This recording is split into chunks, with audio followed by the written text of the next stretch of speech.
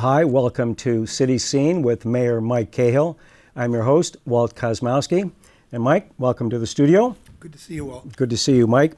And Mike has brought some special guests with him today. And we have right next on Mike's right another Mike, Mike Collins, who is the Commissioner of Public Services and Engineering for the City of Beverly. And on his right is Tom Knowlton, and Tom is the Executive Director of the Salem-Beverly Water Supply Board. Did I get that right, Tom? That's correct. Okay, a long title, but here we go. What we're going to talk about today is water. And we're going to talk about Beverly's water and where does it come from, and what do we do to treat the water? What do we do before and after we use the water? So I'm going to throw this question open to all three of you there. When I'm in my kitchen and I turn on the tap and water comes out of my tap, so explain, where does that water come from and how does it get to my sink? Why don't I start and then I'll get out of the way. We've been talking about this and we feel it's a timely conversation to have because there's been some concern regionally about drought conditions in Massachusetts, particularly Northeast Massachusetts. We're incredibly fortunate that some thoughtful people over 100 years ago and well earlier than that made accommodations for Beverly and Salem to have a water supply that is not reliant upon seasonal flow, and in fact is water that we take from the Ipswich River during the winter and spring months when the river runs high and that water is just flowing out into Ipswich Bay, into the ocean. We take our water at those times, store it in the Putnamville Reservoir in Danvers, which the Water Board owns, in Wenham Lake, which the Water Board owns, and then we have also a backup reservoir, Longham Reservoir. So we store the water that we'll need for the year, and in fact, we are able to store enough water that we don't go through it in a typical year. And then we use it as we need it throughout the course of the year. But that's just kind of a snapshot. I thought it'd be great to have these gentlemen here because they have a lot of the history and a lot of the engineering behind our resource. Very good. So maybe, Tom, do you want to No, I can give you a little bit of the history of the system if you'd like. Salem has had their first public water supply system was constructed in 1795, which was basically a wooden conduit from a spring on Gallows Hill down to Townhouse Square. And it was installed by the tavern owner in Townhouse Square, who thought if the horses could drink out front, he could do better for their masters. And Salem had several private water systems that served them up through the Civil War. And they apparently made some money, but they provided very poor service because Salem is, as you know, it's either ledge or blue clay, and there's not a real source of water in Salem. So the Salem was growing after the Civil War, and they needed more water for the industries and also for firefighting because they would have a number of fires and wouldn't be able to deal with that. So right after the Civil War in 1865, Salem petitioned the legislature for authority to use Wenham Lake as a source of supply. And in 1869, they built a pumping station on Wenham Lake and then laid a water main through Beverly down Rantoul Street, actually created Rantoul Street, I think. Mike could speak to that, but to get water from Wenham Lake over to Salem. And then they had their water celebration. They turned on 3 or 4 hydrants and were very pleased that water came out. So that was the beginning of the system. Beverly, downtown Beverly, was supplied by Salem at that time for the businesses along Rantoul Street.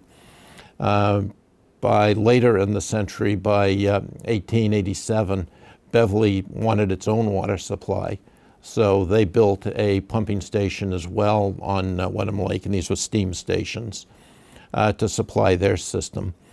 And very soon after that, with the two cities, with Beverly at the late 1800s was starting to grow quite fast. And the two pumping stations exceeded the supply. So in 1895, they the two cities working jointly built a Longham, a dam across Longham Brook to take water from what is basically the headwaters of the Miles River and bring it down to Wenham Lake for storage. But that only gave them a temporary reprieve, and by 1900, again, they were looking at water shortages in the cities. And,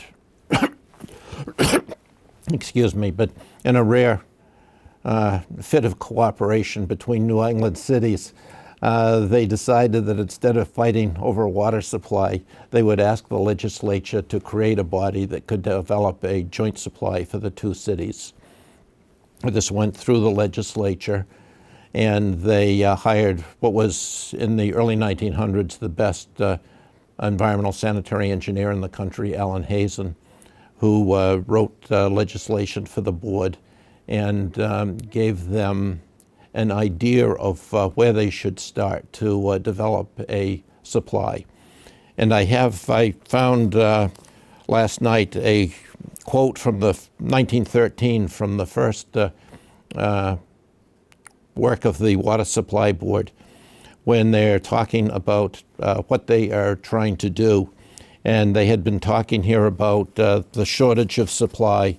And then they go on to say, this situation, which cannot be left as it is without this is a situation, the shortage of water, cannot be left as it is without grave danger to both cities, their industries and inhabitants. Within a few short years more, water will be pumped out of the lake. More water will be pumped out of the lake than can be collected in average rainfall. And sooner or later, a period of drought will occur, which may make it impossible to deliver any wholesome water to the consumers at all. And then they go on to say some communities, confronted by a similar situation, have delayed the procurement of additional supplies until the shortage actually occurs.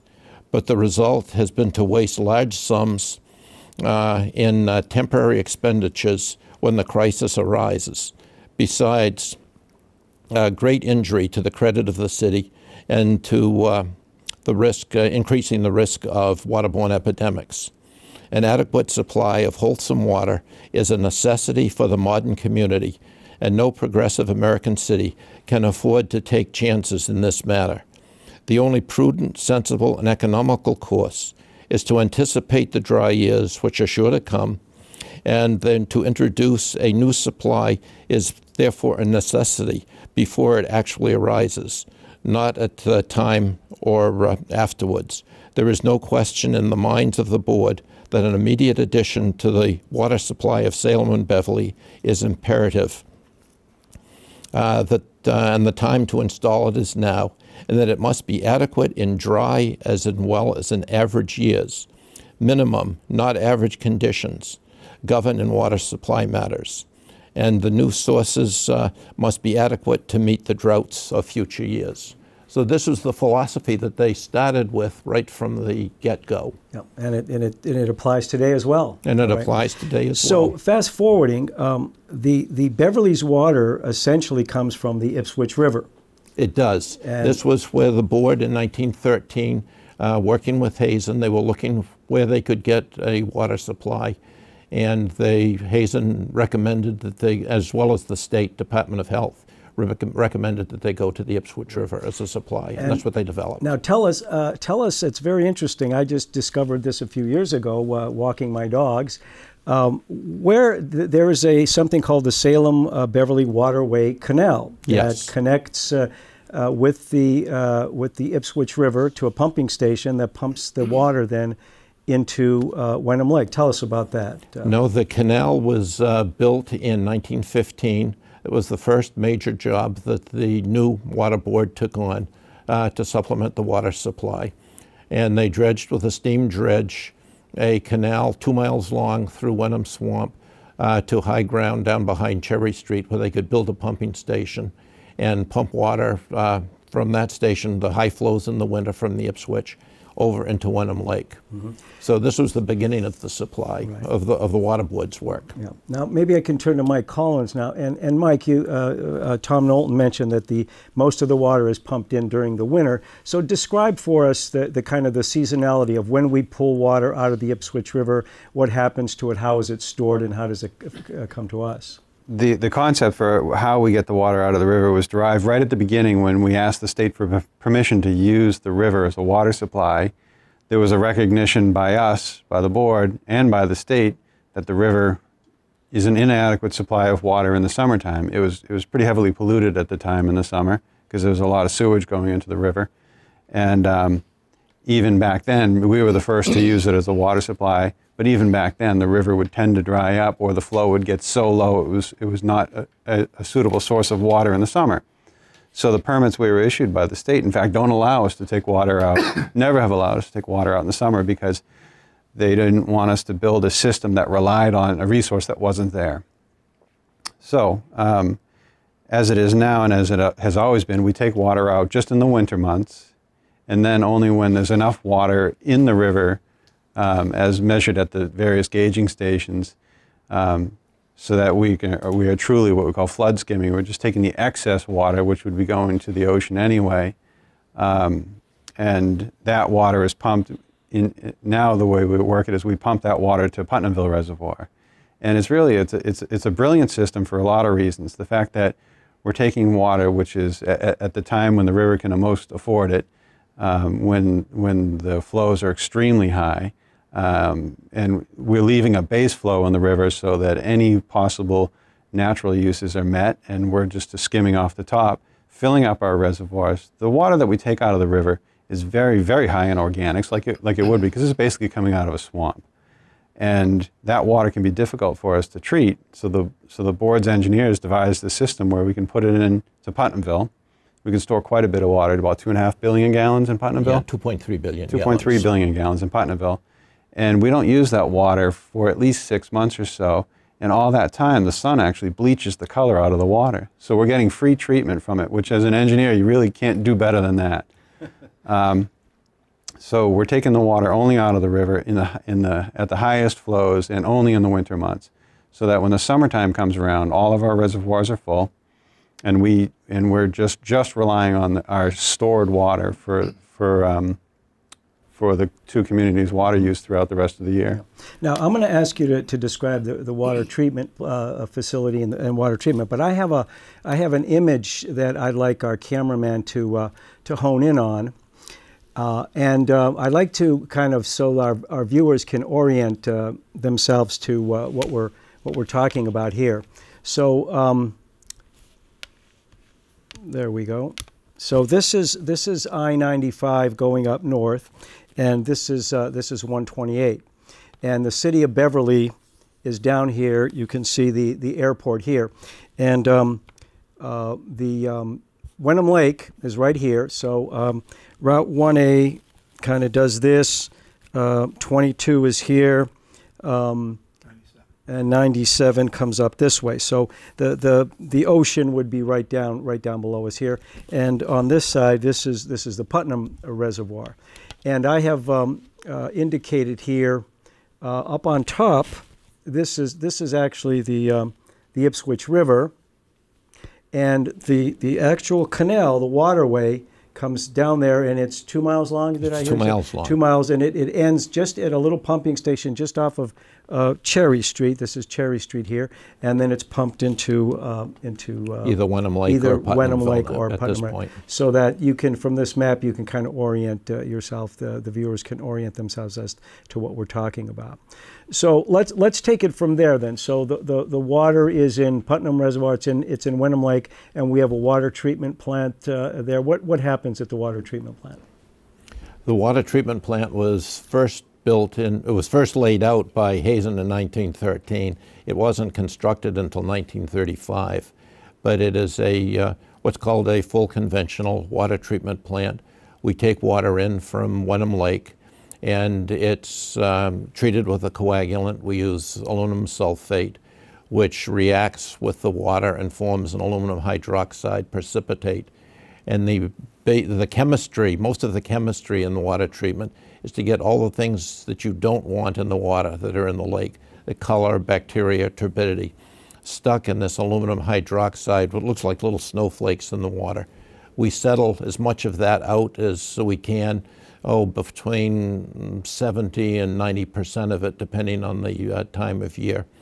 And then after we have settled out all the things that will settle out, we take the water and put it through multimedia filters, which are 2 feet of anthracite coal and a foot of sand underneath. And this strains any other material out that hasn't come out in the sedimentation basins. We use coal because it gives a coarse filter, and then fine sand, the sand underneath acts as a fine filter. And then these things get backwashed every day, just like you would a pool filter to wash the material out and put the filter back in service. So the water that comes out of the water filtration plant on Wenham Lake goes to both Beverly and Salem? Yes, we put the water into a 4 million gallon reservoir at the plant, and then the 2 cities pump their water from that. Each one has what's called a high lift pumping station that's pumping water into their distribution system at fairly high pressure. Mm-hmm.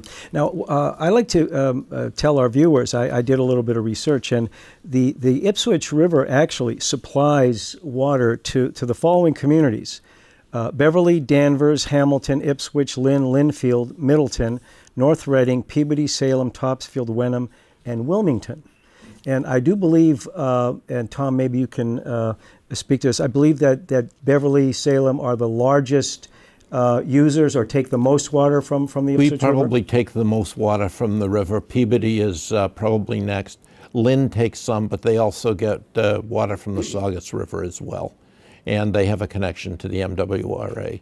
Mm-hmm. So Salem and Beverly are probably the largest users in the basin. And if I could, Walt, one of the reasons that we feel it's timely to have this conversation is there has been concern regionally about the drought. There has been talk in the newspapers, and some of it is confusing. The reality is that Beverly and Salem, as the 2 members of the Salem-Beverly Water Board, we draw our water from December 1 through May 31. We draw our water only when there's a threshold met on any given day of so many million gallons of flow in that day. Right. So we're drawing water, as Mike and Tom have both said, on days and at times of the year when it's water that's going out to sea anyway.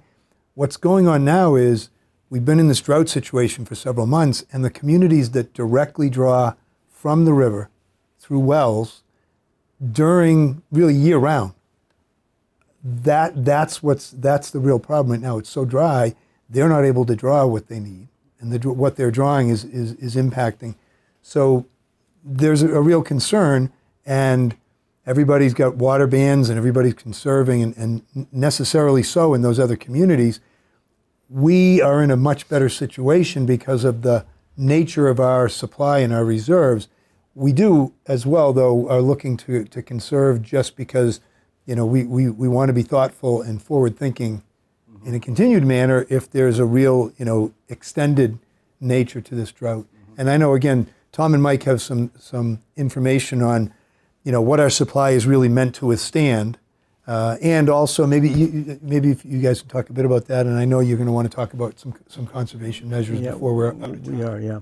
I know that I was going to ask the question, and you answered it very well, Mike, that the reason that if we go a few miles outside of Beverly and we go to these other surrounding communities, they've got water bans, but because of what we just discussed, the fact that we take the water during the winter when there's plenty and store it, then Beverly hasn't been faced with that kind of thing. Now, if you look at a longer range scenario, with global warming and things changing like that, people are going to wonder, okay, we have a drought year this year, but we're still good. What about our children and our children's children?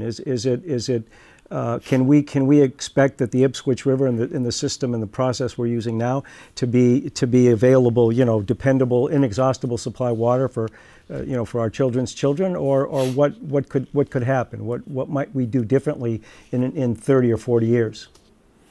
Some of this is going to depend on what Mother Nature does, because it's hard to look too far into the future. But the Ipswich River has above us anyway, about 100 square miles of watershed area. So we can calculate how much water is available from on that amount of land, because all of that drains down through the river. If we were looking at global warming, some of the scenarios that I have seen for looking out maybe 20 or 30 years would be looking at probably wetter winters and drier summers.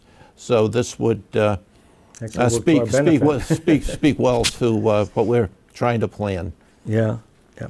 Now let's talk. The mayor mentioned, even though we seem to be sitting in the catbird seat as far as in Beverly as our availability, what can people do on a day-to-day basis to help conserve water? Any suggestions? What does the water department say about that?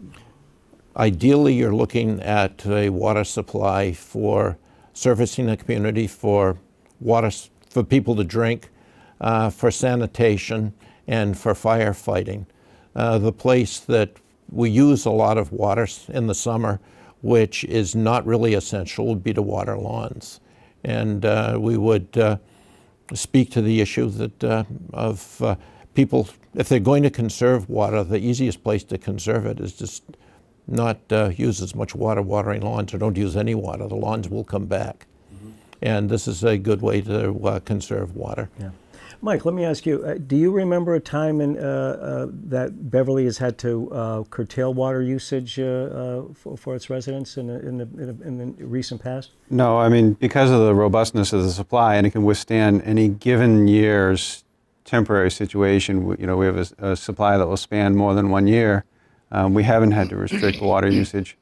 It's interesting because of the nature of our supply, and when we do get our water, the rest of the water suppliers in the region spend their times literally sweating it out in the summer, worrying about supply, where on our end, we're much more concerned about what's happening in the winter. That's when we have the deep conversations about water supply, because we need that precipitation to happen in the fall and the winter and the early spring so that we can refill our reservoirs and survive what we know are the driest months of the year. And when the most evapotranspiration happens, that means when the trees are using the most amount of water. Because that's one little tidbit that we talk about amongst ourselves, that of all the rainfall that falls in the watershed in a given year, roughly 42 inches for this area that's historically been, 10% of that water volume ends up going to water suppliers. So 90% of the water that falls as rainfall within the Ipswich River watershed is either goes to the ocean, or is used by plants and trees, or is soaking into the groundwater to recharge it. So we as water suppliers are a very small portion, and less than 10% of the total usage of all of the rainfall in the Ipswich River watershed. So that makes it difficult when we're trying to be looked at as the only way to fix flow in the river. That's just not going to happen. Anyway, it's important for us it is important for us now to look right now and say it's been a very dry summer, and the climate is different than it was in certain ways, and climate change, by whatever means, is a certainty of life. So we need to be careful, and as Tom said, the quickest and most effective way is to don't use any water at all watering your lawn. Just let it go brown in the summer. It comes back, it's green in the spring and the fall, and brown lawn's kind of a fact of life in the summer. We know right outside the school here it's brown. There are varieties of grass that tolerate it much better. We have some tips on our website, on the beverlyma.gov website, on what types of grass you could plant, and some other water conservation tips. Each year we partner with Greenscapes to run some seminars and have some mailers that go out, and they have their own website with some other tips, stormwater related as well as water conservation related. So it's even though we have a very robust supply, it would be foolish to not preserve what we have and to plan for the worst case scenario, even though we hope that doesn't come. Now, we've talked about what we do with the water before we use it and using the water. So I wash my dishes and I let the soapy water go down. We don't just let that water drain out into the ocean. We must do something with it beforehand. Tell us what happens to the water after it's used before it's dumped into the ocean. And that's pretty much Mike's department. I mean, now you're talking about the sanitary sewage district. Okay. It's at the other end of things. All right. So yeah, what's used in our homes and businesses goes into that system and over to South Essex Sewage District in Salem. But could we talk for just a minute, Walt, about you know, where we're headed regionally? You know, we've got at the end of November each year, when we hit the point where we can start refilling our reservoir on December 1st, we typically have between 50 to 60% of our reservoirs full at that point between Wenham Lake and Putnamville. So in a given year, we're not using more than half of the water that we've stored. There's more storage capacity in the region. You know, there's more opportunity to build another reservoir. There are a number of communities who, year in and year out, are not figuring out their problem. You read the list off, and if it gets dry, they're up against it. Yeah. So you know, it seems to me that, and we've already started a conversation about the thought that the water board may well ought to consist of more communities. Some of our neighboring communities at some point maybe need to come in. We need to make some investments in the plant and the treatment plant in terms of capacity and modernizing. We need to, and when I say we, I mean collectively, state, federal, local, need to build infrastructure to bring water, you know, from a new reservoir to the plant to get water out to other communities. But really, year in and year out, this problem happens. Yeah. And the communities that are most susceptible to it need a better alternative. Yeah. Well, you anticipated my next question, and that was going to be, and I was going to ask Tom, what sort of relationships and what sort of discussions do you have with other water control or other agencies in the area? We've had discussions over the years, usually when droughts happen, and droughts are predictable. You know you're going to have a drought probably every 20 years or so. So these are predictable. We have looked at trying to build more of infrastructure with other communities. But in the past, when the Water Board was first formed in 1913, they tried to involve Danvers and Peabody in that, the same way South Essex did later, but there was no interest. During the 70s, we looked at ways to try to regionalize water supply in the Ipswich River Basin. And again, no one was really interested in it at that time.